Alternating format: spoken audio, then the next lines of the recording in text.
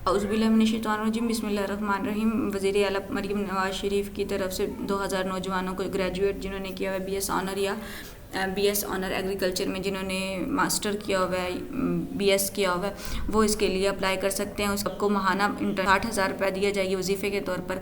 ये दूसरा फ़ेज़ है। पहला फ़ेज़ आ चुका है जो कि कुछ साल पहले अरसे पहले आया था। अहलियत के मेयार देख लेते हैं कौन कौन इसके लिए अप्लाई कर सकते हैं। इसके लिए जिन्होंने बीएस ऑनर एग्रीकल्चर या बीएस ऑनर एग्रीकल्चर इंजीनियरिंग किया वो इसके लिए अप्लाई कर सकते हैं। और दूसरी शर्त है वो है 25 साल का होना चाहिए। और जो तीसरी है उसका आपका जो डोमिसाइल है आपके ज़िले का होना चाहिए। जैसे कि मैं साहिवाल की और हमारा ज़िला सरगोदा, तो मेरे पास हमारे ज़िला सरगोदा का डोमिसाइल मौजूद है।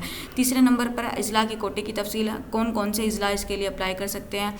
मैं अजला के नाम पहले बोले: अटक, बहावल नगर, बहावलपुर, भक्कर, चकवाल, चनियोट, डीजी खान, फैसलाबाद, गुजरांवाला गुजरात, मंडी बहावुद्दीन, लैया, लोधरा, मियांवाली, मुल्तान, मुजफ्फरगढ़, मरी, ननकाना, नारोवाल, काड़ा, पाकपतन, वजीराबाद, हाफजाबाद, जंग, जेलम, कसूर, खानेवाल, खुशाब, कोटोवर, लाहौर, टोबर, रैक्सिंग, रहीम यार खान, राजनपुर, रावलपिंडी, साहिवाल, सरगोदा, सियालकोट, शेखपुरा, तलागंग, तुनसा, विहाड़ी। ये जो मैंने ज़िलों के नाम बोले हैं ये इसके लिए अप्लाई कर सकते हैं। उनके आगे उनकी तादाद भी लिखी हुई है। आप एक बार इसको इसी फॉर्म से देख लीजिएगा कि कितने आपके एरिया के अंदर एग्रीकल्चर वालों के लिए कितनी सीट है और बीएस इंजीनियरिंग वालों के लिए कितनी सीट है। फिर उसके बाद दरख्वास्त जमा करवाने का तरीकाकार, इसका तरीकाकार क्या है आपने जाना है इसकी वेबसाइट पर जाकर आपने फॉर्म डाउनलोड करना है। फॉर्म डाउनलोड करने के बाद आपने उसको प्रिंट निकलवाना है। प्रिंट निकलवाने के बाद आपने उसको फिल करना है। फिल करने के बाद एग्रीकल्चर डिपार्टमेंट जो ज़राअत के ऑफिस है उसके अंदर आपने इसको सबमिट करवा देना है। अगर आपको दफ्तर का नहीं पता कि ये इसका दफ्तर किधर है तो आप ऐसा करें, ये उन्होंने फ़ोन नंबर लिखे हुए हैं, पीरता हफ्ता आप ये एग्रीकल्चर हेल्पलाइन खुली रहेगी। आप इस पर कॉल कर आप इंफॉर्मेशन ले सकते हैं। सुबह 8 बजे से रात 8 बजे तक के लिए ये आपके पास मुयस्सर होगी। दूसरा ये दो बार कोड बने हुए हैं, ये लेफ़्ट और राइट साइड पर। आप ये फेसबुक के लिए है, ये गूगल के लिए, आप इसको स्कैन कर यहाँ से भी इंफॉर्मेशन ले सकते हैं। दरख्वास्त जमा करवाने की आखिरी तारीख 8 अगस्त तक आप इसके लिए अप्लाई करवा सकते हैं। उसके अलावा अब आपने फॉर्म कैसे फिल करना है वो आप देख लेते हैं। इसके लिए फॉर्म कैसे डाउनलोड करना है, आपने किसी भी क्रोम ब्राउज़र में आना है, उसके लिखना है internship programme for agriculture graduate. ये ऊपर ही आ गया internship programme for agriculture graduate. आपने इस पर क्लिक कर देना। इस पर क्लिक करेंगे तो ये देखें पंजाब एग्रीकल्चर डिपार्टमेंट इसकी फर्स्ट वेबसाइट आई। आपने इस पर क्लिक कर देना। इसके ऊपर क्लिक करेंगे ये आपके सामने ओपन हो गया। अब आपने क्या करना है, ये यहाँ पर लिखा हुआ है एप्लीकेशन फॉर्म, आपने इस पर क्लिक करना है। इस पर क्लिक करेंगे ये आपके सामने आपका एप्लीकेशन फॉर्म ओपन हो गया। इसको मैं थोड़ा सा जूम आउट कर लेती हूँ। अच्छा, उसके लिए आपने इसको फिल कैसे करना है, सबसे पहले नेम ऑफ़ कैंडिडेट लिखना है। नेम ऑफ़ कैंडिडेट नेम जिसने इसके लिए अप्लाई करना है। मिसाल के तौर पर आप अपने भाई के लिए अप्लाई करना चाहते हो, अपनी बहन के लिए अप्लाई करना चाहते हो या खुद के लिए अप्लाई करना चाहते हो, तो आपने उसका यहाँ पर नाम लिख देना है।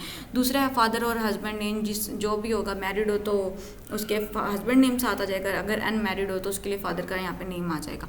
ये फादर नेम। तीसरे नंबर पर है date of birth. Date of birth में आपने पहले डेट लिखनी है, फिर मंथ लिखना है, फिर ईयर लिखना है। ये आपने उस दिन लिखना है जिस दिन की आपकी पैदाइश है, आपने अपने आईडी कार्ड से देखकर लिखना है।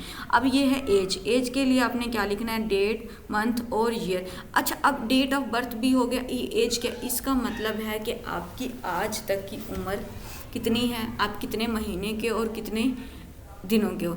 अब जैसे तो हम अगर लिखते हैं 24 साल 4 माह 10 दिन के हैं, गिन लो कि आपके कितने 24 साल पूरे होने के बाद कितने मंथ ऊपर जा रहे हैं और कितने डेज जाने लग रहे हैं। मिसाल के तौर पर अगर मैं कहती हूँ तो मैं बनती हूँ 24 साल 4 दिन और 6 माह की।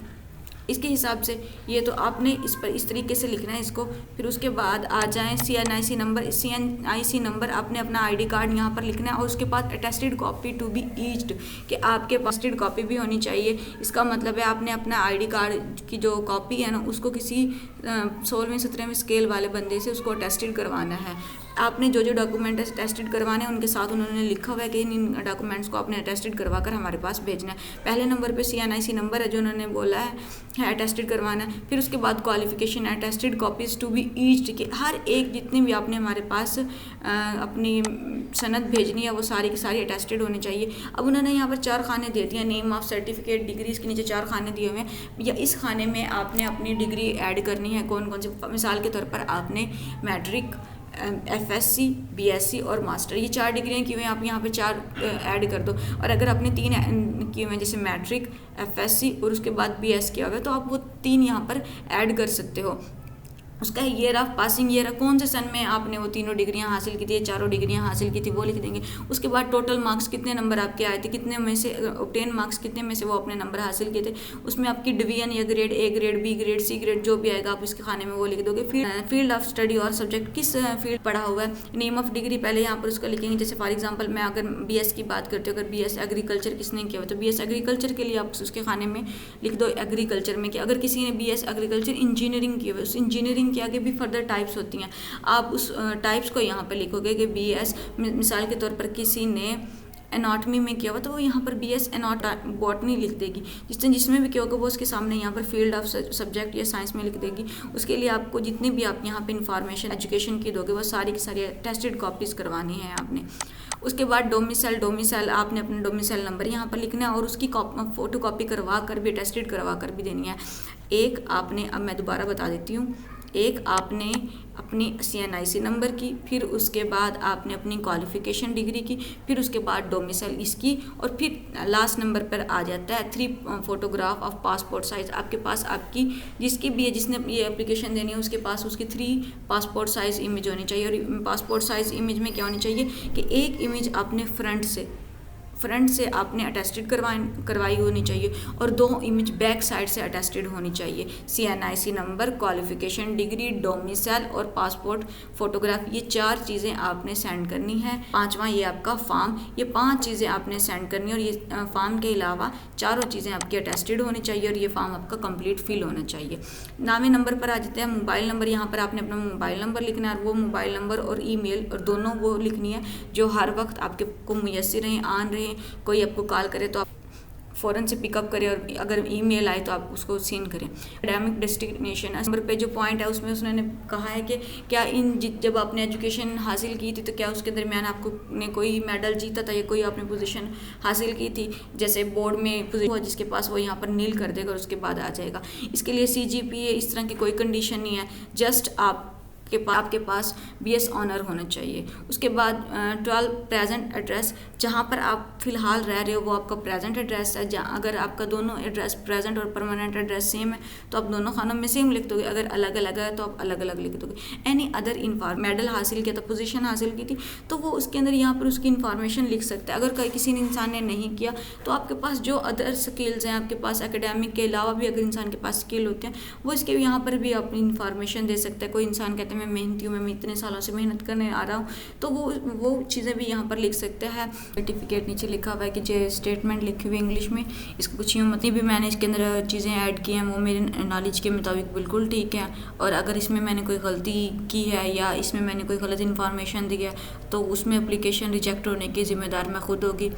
और मैंने इसके अंदर अटेस्टेड डॉक्यूमेंट्स भी अटैच किए हैं।